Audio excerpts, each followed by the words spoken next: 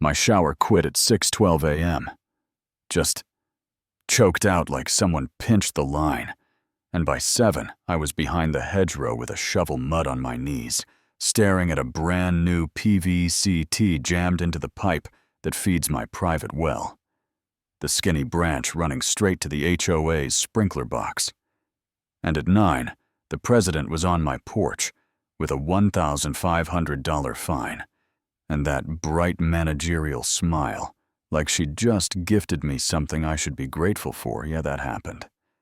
I live in Cedar Ridge at Brookhaven Pine Lots, and perfect flyers, the kind of place that sells you quiet and then hands you a rule book thick enough to use as a doorstop.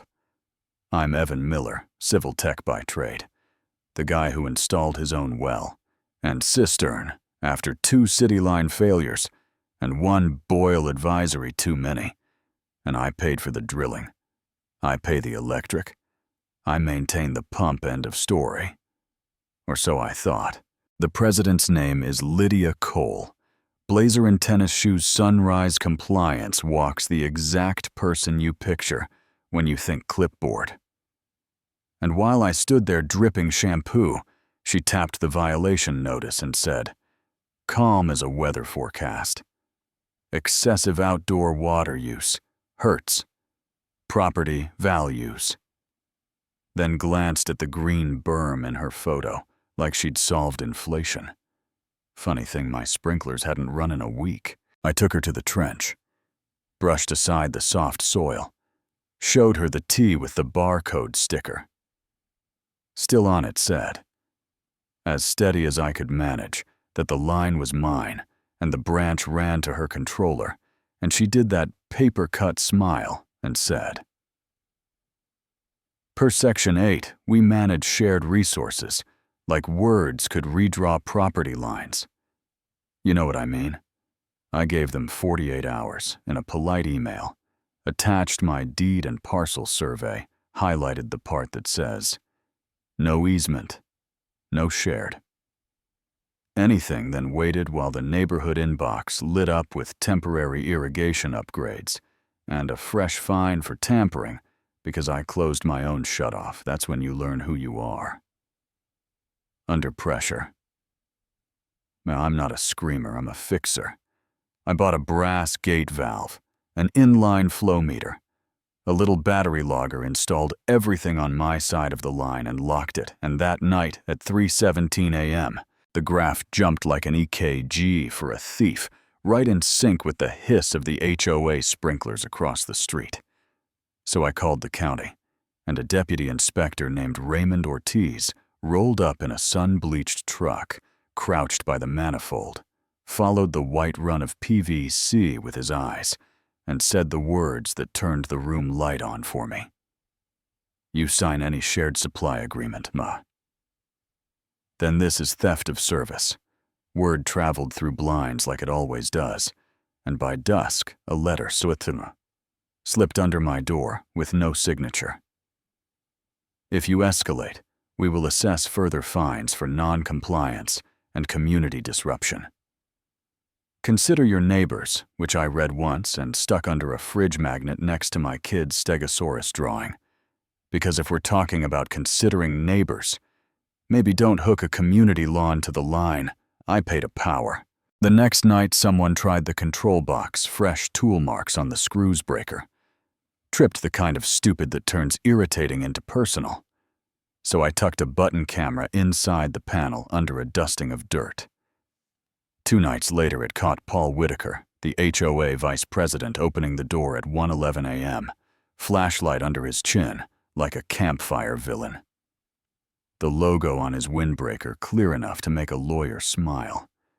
I sent the clip to Ortiz, filed a police incident for utility tampering, turned my neat folder into a paper trail with my name spelled right and theirs spelled bigger. And still, Lydia called an emergency meeting. Fluorescent lights, lemonade in plastic cups, her gavel tapping while she told everyone that one resident is threatening the community's appearance and therefore our values. I stood when she finished, not loud, not shaking anymore, handed the parcel map that shows the association boundary. Stopping 18 inches before my fence, handed the county citation for unauthorized connection. Said no standards here, just audacity. And from the back, someone asked almost to themselves. We were watering with his well, and you could feel the room tilt while they spun the story. I built proof you could see with your eyes, a pressure-regulated bypass, and a sealed test loop on my side, filled with harmless blue dye that would only move if someone drew from the hidden spur. And at 2:43 a.m., my phone pinged unusual outflow, and by breakfast the HOA entrance looked like a Smurf crime scene. Teal streaks across the manicured lawn and the base of the Welcome to Cedar Ridge. Sign phones out photos up the comment thread, moving from outrage to confusion to... And that's when Lydia messaged me. Our irrigation appears to be malfunctioning. We need access to inspect the shared supply, and I typed, it's not shared, and there will be no access. Then took a picture of the new violation notice she taped to my mailbox for non-cooperation because it belonged in the string I was getting ready to lay on the table. A week later, the clubhouse was packed, motion to suspend Mr. Miller's membership and initiate lien first on the agenda Lydia. In a suit jacket, jaw set like marble, and she launched into this association thrives on order, tapping the gavel like a metronome for fear. And I let her finish, then laid out my folder in soft, steady beats. County citation, 24,117. Police incident number the 3, 17 a.m. and 2:43 a.m. Logger charts. Photos of the unauthorized tie-in photos of the teal lawn dyed by water that only could have come from my test loop. And I said, if you vote to punish the person you've been stealing from, I'll file for an injunction by morning and copy every homeowner so they know what their dues are actually paying for. And the sound that followed wasn't applause. It was air leaving a story that couldn't hold itself up. The treasurer cleared his throat and said, "We can't vote this." The secretary whispered that legal had warned them. Paul stared at the table like he wanted it to swallow him, stood and stripped off his windbreaker and said, "I'm done," and someone moved to suspend Lydia as chair. Pending investigation, hands went up, with the weight of people realizing what they've been funding. Nobody cheered. Nobody booed. It was just done. The crew came the next morning, dug down to the joint, and cut the spur off my line. I watched with coffee in hand, while the blade bit through the pipe and my gauge held steady. The way a pulse steadies after a sprint. A bird hopped the fence like none of this mattered. And maybe it didn't to the bird, but to me, it felt like oxygen. If this were a movie, we'd freeze frame right there. But life keeps walking, and 2 days later, someone egged my truck. A sad little omelet sliding down the hood, and that afternoon, Lydia's husband, Gray. Around the eyes, showed up with 2 coffees. She's under a lot of stress. Can we figure this out? And I swallowed the line you say when you're winning. And don't want to be small. Told him I wanted reimbursement for electricity, the repair, and a written agreement that nobody touches my line again. I'm not unreasonable, I said. And he nodded, promised to talk to her. But by week's end, a notice went up at the mail kiosk. Lydia suspended pending an audit, which should have felt like fireworks, and mostly felt like gravity. And here's the part you can argue with, because the twist isn't about them.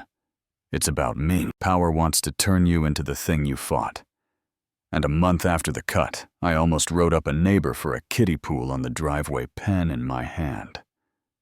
Sentence on my tongue that sounded exactly like Lydia. So I set both down and went for a walk. And when I came back, I knew the only ending that would actually change anything. At the next general meeting, I made a motion to dissolve the HOA entirely.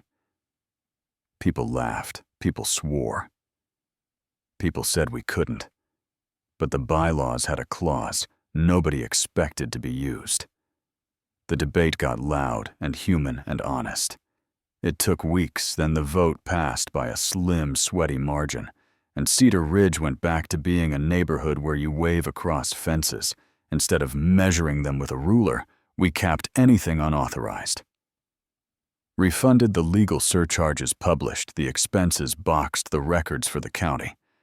And I kept one thing, my boundaries on paper and in my head. Folks ask if I feel bad for Lydia, and I don't know if bad is the word. She believed control kept people safe. She told herself common good. Like a bedtime prayer. She used policy as a hammer, and everyone around her as a nail. And maybe she even loved the lawns more than the people who lived behind them. You can decide whether that's noble or just neat, but for me, I wanted to shower without a stranger's hand on my valve. The well still hums. The gauge still climbs the water. Tastes like the first day we drilled clean and cold. And mine. And most nights, I sit on the porch and listen to kids laugh in the old greenbelt. No sign telling them when joy is acceptable. And I think about lines, the kind you draw to keep the peace and the kind you weaponize to win.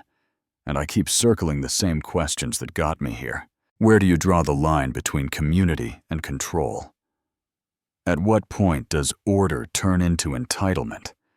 And have you ever had to fight someone who smiled while moving your boundary and called it shared? Tell me if I went too far. Or not far enough. Tell me your HOA stories, or the neighbor fights you survived. Tell me what common good means. When it shows up with a fine and a grin, drop a comment. Push back, share the messy truth. Because if we don't talk about where the line is, someone else will draw it for us.